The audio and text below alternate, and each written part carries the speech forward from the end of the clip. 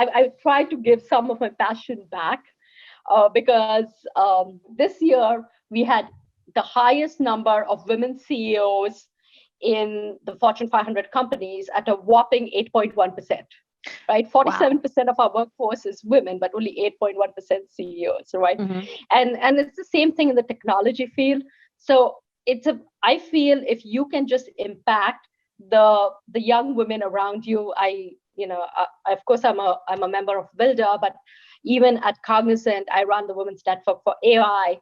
So encouraging, mentoring young women in particular, right? I have two boys, nothing against the boys, but but young women in particular, to have more of them join the ranks is something I'm really passionate about, and I really hope I 20 years later, 30 years or 40 years later, whenever I retire, I see some other young women as passionate about this, and I was able to contribute to that a bit.